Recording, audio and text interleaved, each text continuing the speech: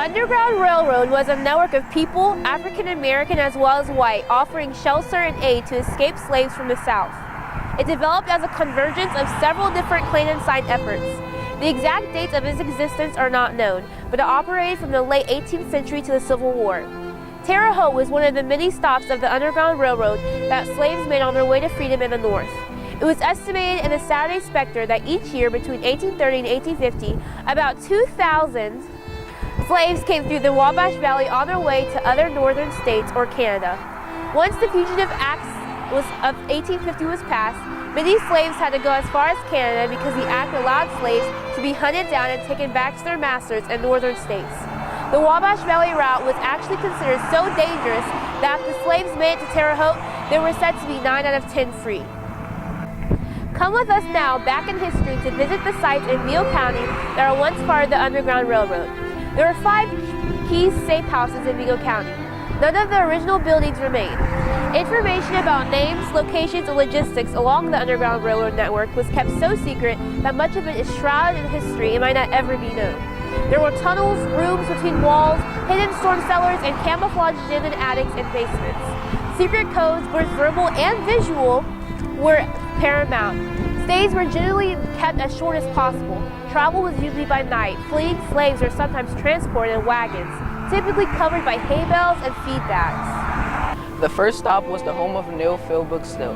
The 2-story home was located 2 miles south of where US 41 is today. Coming from Evansville, the home was set against a hill with a short stairway that led to a secret room where the slaves were hid. The home was destroyed in 1939 by a fire. The second stop was the Allen Chapel Church, which was located at the corner of what is now 1st and Crawford Street. The church had a tunnel underneath it that led to the Wabash River.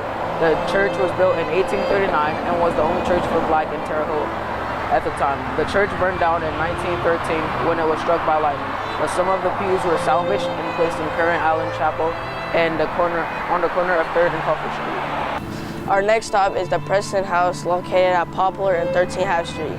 It was built in 1832 by George Dewey's.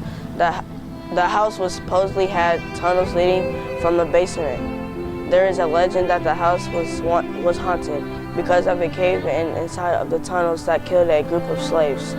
As other sites of the Underground Railroad, the Preston House is also no longer in existence. The next stop was the Anderson home on Haythorne Avenue on the east side of Terre Haute. It has been said that Anderson would transport fugitives in a 2-horse wagon to Market Mill. Walsh Creek Townships was not only home to a church and Underground Railroad station, it was also home to a large community of free African Americans, which extended into Nevins and Otter Creek Townships. The last stop from there was Markle Mill. A tunnel was discovered under the Markle Mill, which led to Otter Creek, suggesting a secret passageway. It's believed many fugitive slaves were spirited away from the mill to a nearby station in Park County. It has never been proven that Markle Mill was part of the Underground Railroad, but most places were secret, so we may never know. Most Underground Railroad operators were ordinary people, farmers and business owners, as well as ministers. Some wealthy people were involved. On January 1st, 1863, President Abraham Lincoln issued the Emancipation Proclamation, liberating slaves in Confederate states.